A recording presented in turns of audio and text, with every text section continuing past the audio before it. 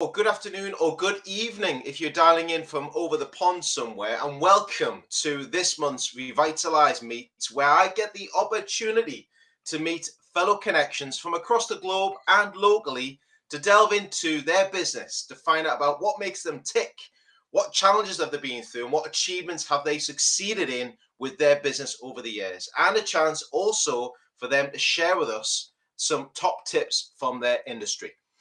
This month, I've got the great privilege to be welcoming a gentleman along here today who's been supporting many people, overcoming many challenges, a complete adventurer in his own right. Can you please join with us today for Revitalise Meets interviews, the one and only Mr. Paul Kelly of Paul Kelly Coaching. Paul, how are you today? I'm great. Thank you very much, Lee. Absolutely fantastic to be here. Thank you for having me on. You're welcome. Now, we'll not go into too much, but Paul's had a heck of a journey and a bit of an adventure just over the last couple of days with flights, planes, trains, and automobiles. Is that right, Paul? That's one way to put it. Brilliant. So, Paul, let's start off. If anybody joins us, we'll give them a bit of recognition that's in there as well. But please tell everybody a little bit about your business journey so far, if you don't mind. Fantastic. I'll look to keep this as short and concise as I can. Fundamentally, business journey, 30 years in personal development. Started way back when, youth work, and then really went into outdoor education. Big in outdoor education, guiding all over the world, working with a lot of management training groups, working with a lot of young people in care groups, impact programs, but it's all about change.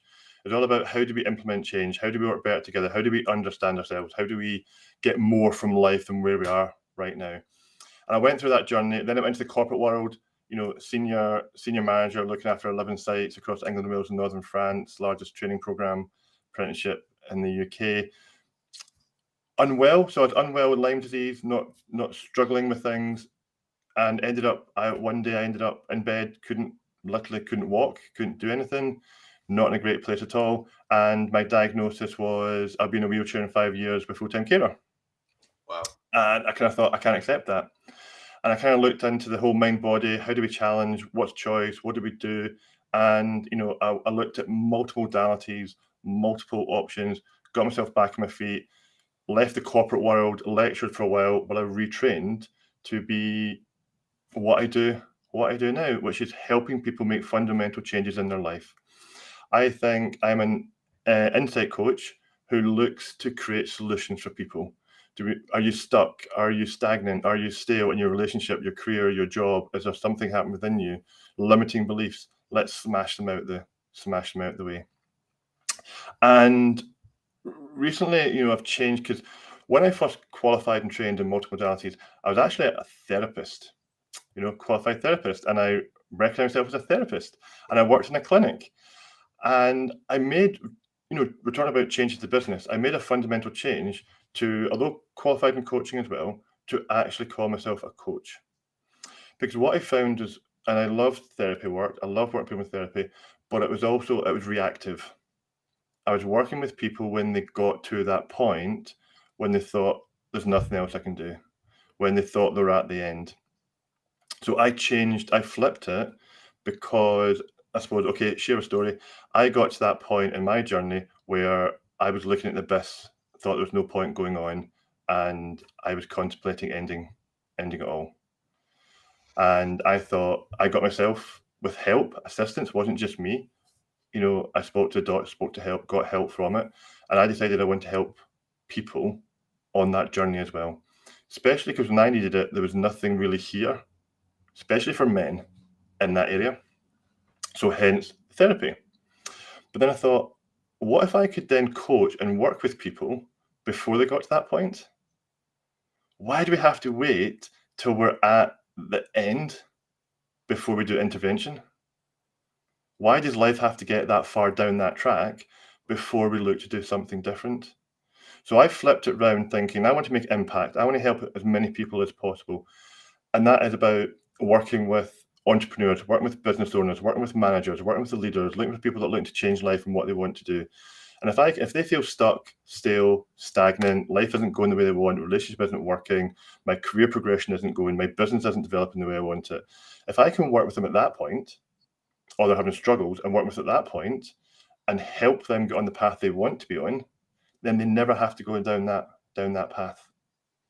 And then the ripple effect of them having been on that journey, seeing what they can achieve, what they can change, what they can do, they then by default will sort of influence and ripple effect that through other people. So in the sense, my business and my journey is I went full on therapy, multiple modalities of training, and now I'm actually at a place where I'm looking to work with people before they get there to make real impact, make real change, so they help a wider audience, not just about where they are, and accepting they're not broken. The body's just doing, the brain's just doing what it's designed to do. And actually, you can harness that power, that superpower that's keeping you stuck or keeping you stale or keeping you stagnant, harness it to catapult you to where you want to be. And then who are you going to take with you? Who are you going to influence by default on that journey? Because we influence, we inspire, we copy. And if people are looking up to you and you feel inspired by them and they're inspired by you, you will take them on that journey with you. So now my business is literally about working with people to smash limiting beliefs, get out of their own way. What do you want to achieve in life? Where are you? What do you want to achieve? Is that the right goal? How do we get you there?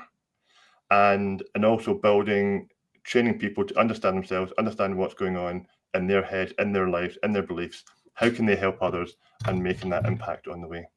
So that's kind of like how my business has grown and changed in a very short period of time.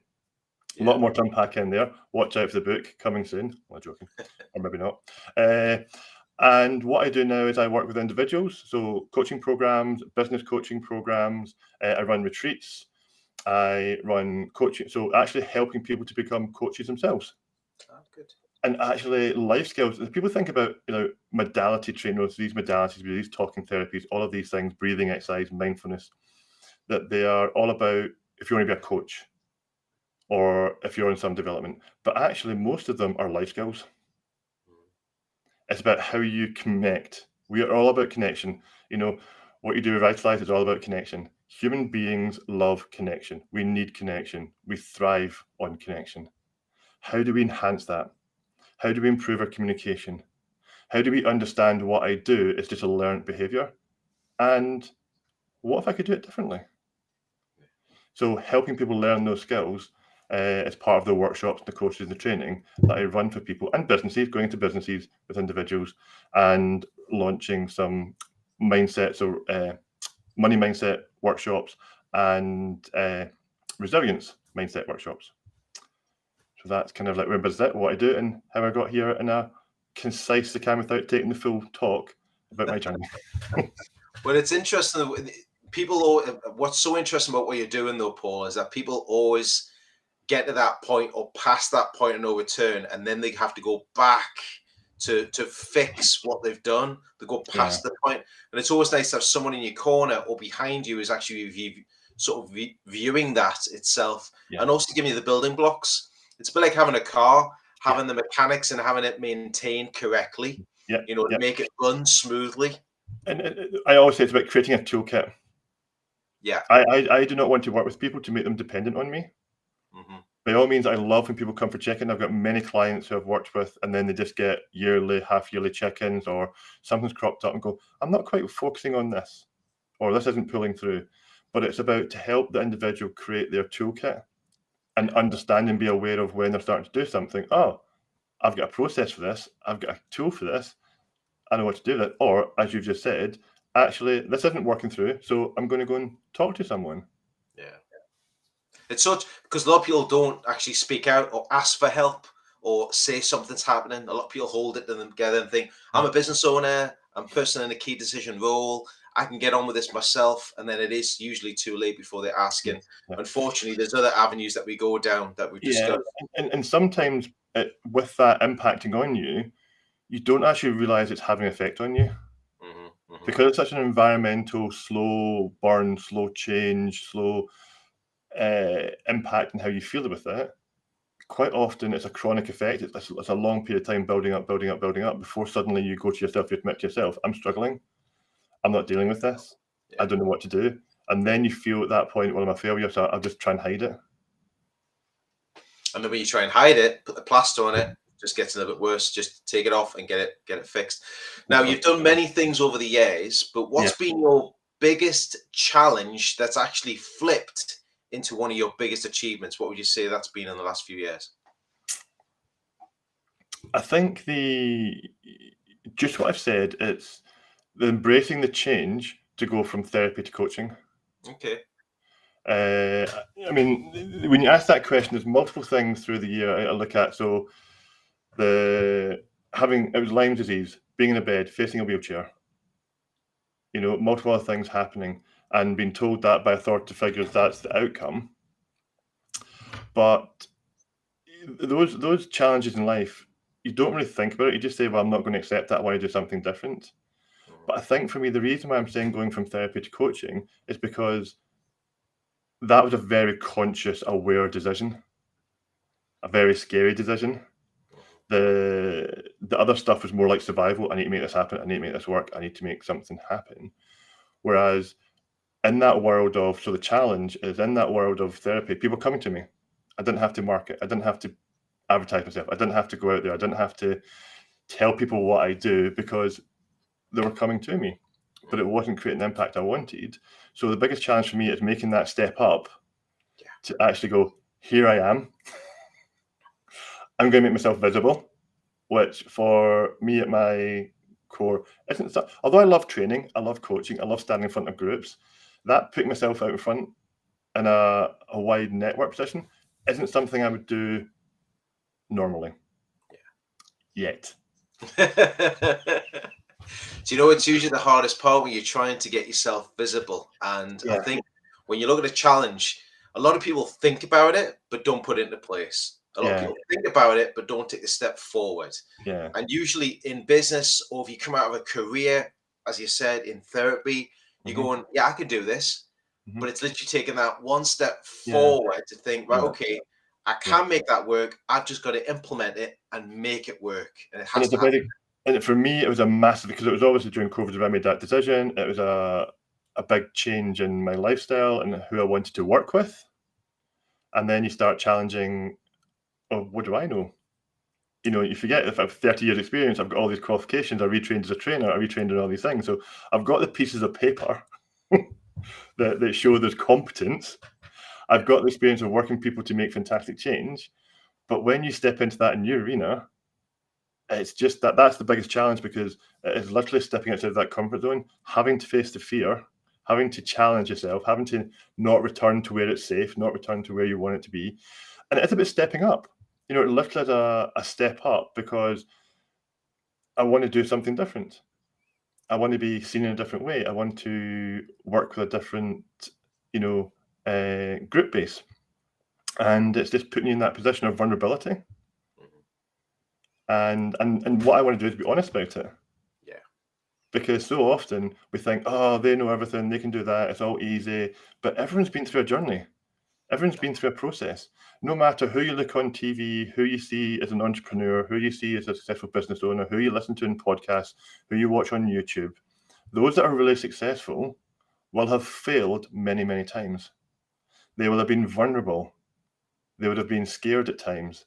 They would have been, fearful. Am I doing the right questions? Am I doing the right things? What do I actually know?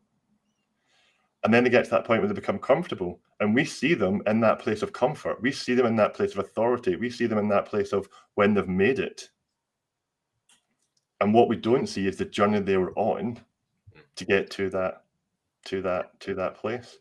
So that's where I see that decision to do something different as a conscious decision is probably one of the biggest challenges for my career that I've decided to make. It's interesting when you say like the failure, or the, as I like to look at it, it's the learnings as well. Absolutely. Because the people who are so stronger and successful, they've gone through that pain barrier, trying something where they're feeling comfortable being uncomfortable, and they get past it, and then they feel they're in a good place because they've gone through all the sort of areas of learning and how to adapt to it, etc. as well. And that follows on quite nicely. If you think you prepared this in some respect, really, Paul. But it leads us on nicely to what I want to ask you next, really. And we talked a little bit about adaptation to your sort of new situation, your new scenario. So we've had many challenges. One of them is working remotely, and we're talking via our sort of internet links now. But with your type of industry and your sort of business sector, it is face to face. It's actually talking to someone and getting to really get to know them really well. How have you adapted your business over the past couple of years to really overcome that challenge? Yeah. And have you embraced virtually and in person to combine it together? 100%. Okay. 100%. And that was so with COVID and lockdown, couldn't do face to face. Mm. All of my business has been face to face. 100% of it was face to face. Suddenly, can't do that. And people were saying, well, what can we do? And I suppose within that aspect, I thought, well, online is never going to be as good. Limiting belief that I held. But because of that situation, I thought, well, do you know what? Let's lean in. Let's challenge ourselves. Let's, go with it. And I found actually you can do sessions online. Mm-hmm. You can do sessions on Teams, on Zoom, on WhatsApp video. Right? True. You can do it on calls because we learn to listen to the language, learn to listen to the pause. What are they not saying? What are they doing? And okay, you don't see the full body, so we're not getting the full sort of body language, what's going on. But again, what's beautiful about it is it encourages us to learn, adapt, and just tweak our skills.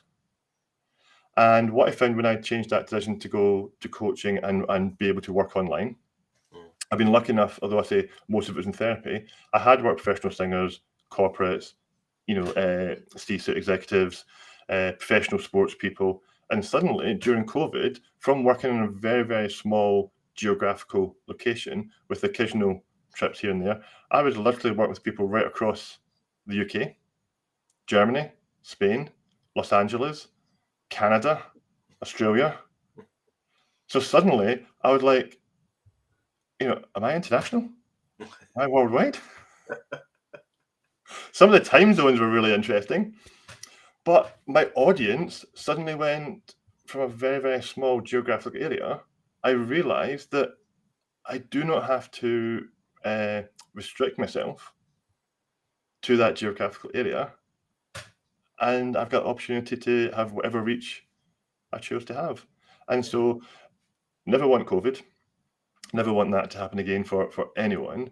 But for me, it did create an amazing opportunity to really challenge myself, to look at my business, to look at how I delivered my business, what I was doing with my business, the whole transition from where I went to where I came from.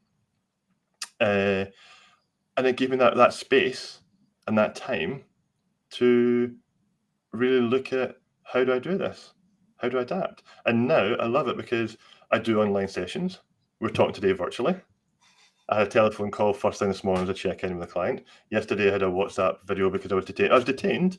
On my journey. So I thought, what? Let's just jump on a WhatsApp video. Let's have the conversation. So we jump. Rather than going, oh, I can't make it to the meeting. That's not going to happen. I said, well, let's jump on let's adapt.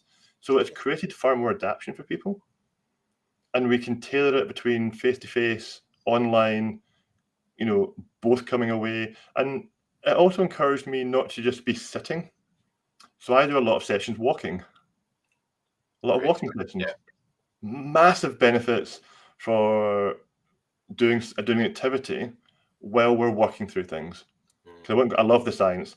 With everything I do, I love the science, so I'm not get too much into it. But when we're rather than sitting facing each other, when we're out and about, or even going for a paddle, going for a walk, going for a cycle, the brain's occupied doing other stuff.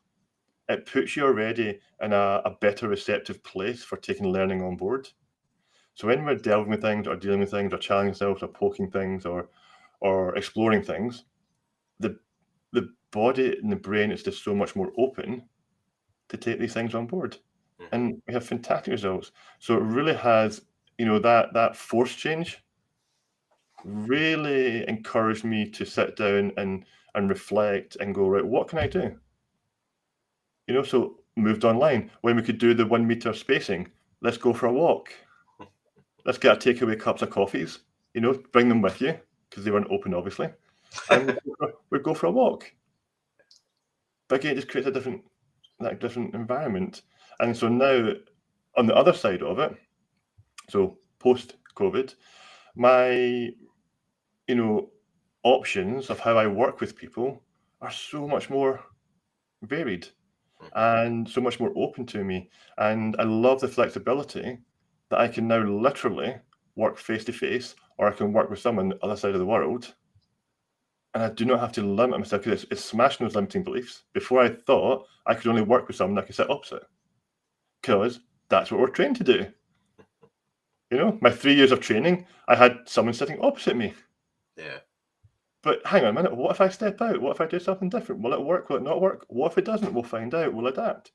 And what it's shown me, that on the whole, it all works and it all goes really, really well. It's brilliant to see that, because it's so true. It's those stages that we go through in adaptation for our businesses. And I think now we're living in a world, whereas, and I've mentioned this many times, is that we start to embrace the virtual and the in-person. And it's great to see in-person come back. I mean, we had one of our events yesterday for Revitalise, and it was the first time we had a Zoom link hooked straight up at 12 o'clock just to do 15 minutes. So we had a room full of people in Glasgow, but then we also had a wee Zoom link for people to join in for the member spotlight. We thought we'd give it a try. And that worked well. That's adapting to the environment when people can't make it in for any reason. I think that's so important. What I'd like to move on to next, though, is asking, from your industry, from your sector, and where you are right now, what would be your golden top 3 tips? For people who are watching out there today who want that helping hand, what would be your top 3 tips to them today, the golden nuggets? The top 3, and I can sum it up in sort of 3 words to start with, is curious people fail. Okay. First of all, be curious. Yeah. Don't just settle. Don't accept. If you're stagnant or stale, be curious. Lift the lid. Look underneath. Look over the horizon. Look behind the bush. Look behind the curtain. Where's the voice? Pull the curtain back. What's going on? Because the way that we create habits and patterns in life, we love to do the same thing. We are creatures of habit, and we get into that rut and we stay there. But actually, I challenge people to be curious. Be curious about, what are your beliefs? What are your mindsets? What are your values? What do you want to achieve in life? Where do you want to be? Are you living the life you love? Are you living a fulfilled life? And if you can wholeheartedly in your gut, your heart, and everything go 100%, amazing, brilliant. But if there's niggle anywhere, be curious about it. What is it that isn't being fulfilled? What is it that is not ticking the box for you? Be curious for change. Be curious to step out. Be curious to be uncomfortable. Be curious to challenge. Be curious to change. Be curious to have choice. Just allow yourself to be curious, because we have it innately when we grow up as a young child. Anyone who's in children or has been around children, they love that question, why? Or being in Scotland, how? Right? Why is that? Why does that work? What's going on? We are born with this amazing curiosity. We're born with this amazing wonder at the world around us, at what people do. And then as we get older, we kind of squash that and we quash it, and we don't be quite so curious. So I would encourage everyone, be curious. Get booked. I mean, absolutely work with a coach. Love coaches, obviously, doing that. You do that, work with people. But, read the books. You look at YouTube, look at, podcasts, be curious about things. Don't just accept, don't just settle for what you've been told. Be curious about what if. What if I could change that? What would that look like? What would it feel like? What difference in quality, not quantity, but quality to my life would that make? And that only starts if you're curious. Brilliant. And the other, Curious. Then people, I will do this shortly. People is, look who's around you. Who are you surrounding yourself by? And I said, who is inspiring you? Love Rich Litvin thing. He always said, if you're the most interesting person in the room, you're in the wrong room. Right? Because you're not going to be developing yourself. You're not going to challenge yourself. You're not going to be. Where's the momentum? Where's the motivation? Who are you taking drive from? We love connection. If you are a solo business person, if you are a solo entrepreneur, or you find yourself, with a limited group around you, and that's not saying you have to drop your friends or drop who you acquaint with, but if they're not challenging you, if they're not pushing you, if they're not dragging you and poking you and saying, what's going on there? What's happening here? Right? You're potentially not living the best life you could live. So say, well, who do I need to surround myself by? Networking. Get out and network. Who can you find to network with? Who can you find to expand that bubble of people around you? Who inspires you? Again, go back to the YouTube, the books, the videos, the podcasts. Where are you getting inspiration from? Where are you getting the drive from? Where are you getting the motivation from? People. Who is around you? Look around, be curious, ask the questions, and then fail. We've already kind of covered it. Do not be afraid to fail. We cannot learn, we cannot grow, we cannot develop if we do not fail. Now, it's never failing. It's, as you say, it's about a learning opportunity. It's about adaptation. All of us learn to walk by falling down. So very true. But we all got back up. And we never gave up. And we kept on going. Because we failed. We learned to drive cars by stalling. We learned to tie shoelaces by coming up and down, tripping over them. We learned to use cutlery by making a mess down our bodies. Yeah. Right? We cannot learn something if we stop ourselves because we want to fail. Go out and fail. Learn. Create learning opportunities. Push that comfort zone, push that fear zone, push that learning zone. Take yourself to that place where, do you know what? This is uncomfortable. This might not work. But let's see what happens. And if it doesn't quite work out, awesome, because then you've got an opportunity to learn. And actually, you'll learn more from something that didn't work perfect than going, yeah, that was awesome, that was amazing, that was exactly what I wanted. Was it? Did it go exactly as you wanted it? How can we adapt? How can we learn? So I think for me that those are the three things I always go on about. Be curious, who you surround yourself by, and fail. I like it. Curious, people, and fail. Remember that, Yeah. everybody. 1, 2, and 3. Thanks for sharing that. I think that's really important information for people to embrace, especially where we are right now. I think curiosity is one of the biggest ones because, be that, as I used to like to call it, the squeaky wheel. Always be asking questions. Yeah. Always be asking what you could do a little bit differently. Yeah. We talk about reflection. We talk about training. We talk about books and everything else. What's been your biggest learnings, let's say over the last sort of first 3 months of this year? What's been your biggest learnings?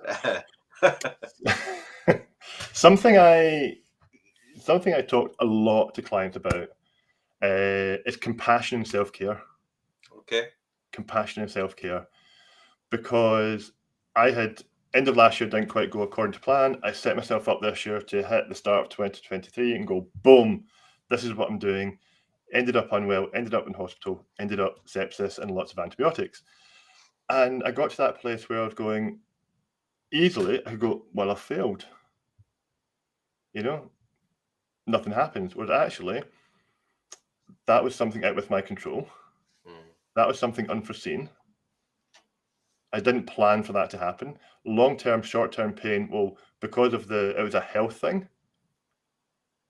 Has it created disruption in my life? Yes. Has it knocked my plans out the window? Absolutely. Has it caused some, word about meta? Has it caused some impact and, issues? Absolutely.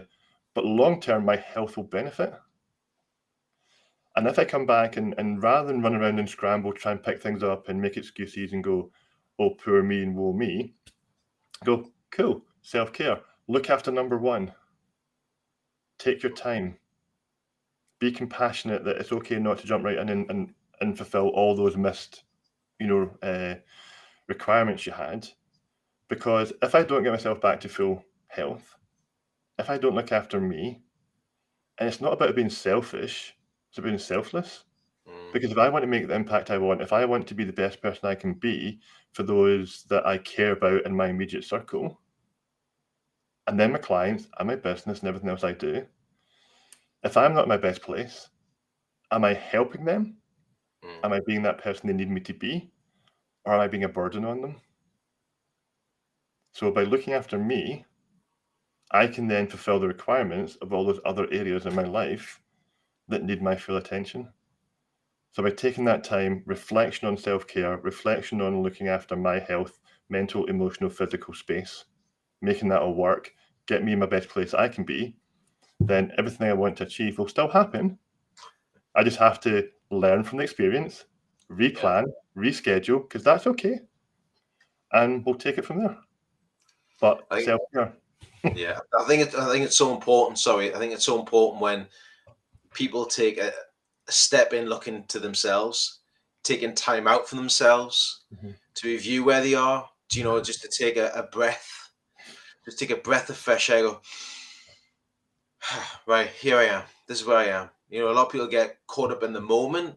You know, we all do that. We're all on a learning curve trying to switch off as much as we can do. Yep. But if you're not looking after yourself, something will happen to you later on at some point. You've got to take a bit of time for yourself. Yeah. So we've talked about your business, we've talked about your challenges, we've talked about the adaptation of your business over the past few years, and also your reflection and self-learnings for the past 3 months.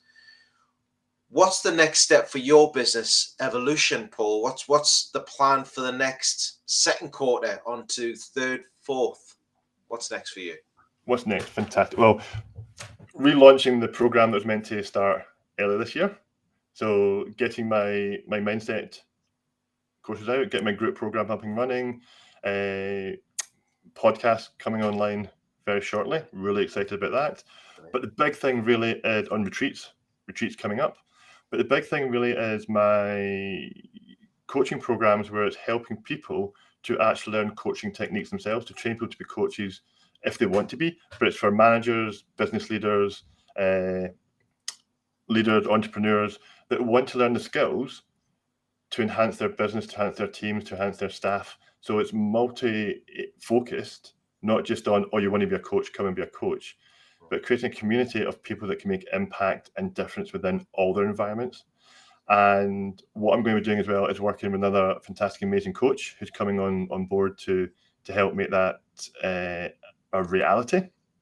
We come from very different fields, trained similarly, come from similar focus, but bring in a fantastic focus into that as well. So really launch, especially September onwards, watch this space for this full program that we're going to unleash upon the world. Brilliant. Paul, it sounds exciting times for you, and it's nice that you've put the building blocks in place. And one of the big things there is you're embracing the connections that are around you, utilizing the skill set that's available. That takes you to the next level. So I wish you all the very best for the future with your progression, your sort of step up to the next mark in regards to your business as well. Now, many people have been watching this on YouTube and especially on LinkedIn Live. And if you do have any comments, please put them in the comment boxes. You can pop them in there if you've enjoyed today's talk with Paul, or you may have a question. Please put it in. We can reply to that after today's sort of interview as well. For everybody who's watching and for listening, how can they make contact with you and start that conversation with your good self, Paul? Fantastic. Well, first of all, you'll find me on LinkedIn. Yeah. At Paul Kelly, PKG Coaching. So you'll find me on LinkedIn. Please come and connect. Let's say hello. Let's have a conversation. Let's grab a short intro. Rather than just do that message, let's have a chat. Rather than go and connect, let's have a virtual coffee. Or if we're roundabout, let's have a face-to-face coffee. We've got that option. We've talked about it. Let's have a conversation. So please come and find me on LinkedIn. Connect there. If not, also drop me an email at paul@pkgcoaching.com and let's get something set up and let's have conversations. Let's raise that connection and spread that people around us. Very true. And I would highly recommend to everybody who's watching, reach out to Paul and have that conversation. You know, a lot of people forget about it is the opportunities are discovered in the conversations that you're having. But here's the key to it. Even in networking realms, it's the multiple conversations. It's the long-term opportunity of having those different, like Paul said before, grab a coffee, meet up with your takeaway cups and go for a walk and have a chat. There's always that option to take from it. Absolutely. You'll find all the details from Paul as well in the comment boxes, in the LinkedIn posts, in the YouTube area. And of course, if you want to connect with them, all those links will be put in there later on at some point this afternoon and over the weekend as well. It just comes from me to really say a massive thank you, Paul, for joining me today on Revitalise Meets. Thank you very much. Thank you so much for having me along. It's been an absolute pleasure. I really enjoyed it. You're more than welcome. It's great to learn more about your business, about your journey.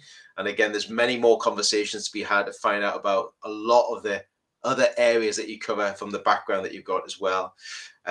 If you've enjoyed today's Revitalise Meets, please don't hesitate to click the subscribe button on the YouTube channel, where you'll also get to hear from over 102, yes, 102 interviews over the past few years that I've had the chance to meet with many business owners, key decision makers and entrepreneurs locally and globally, online and in person.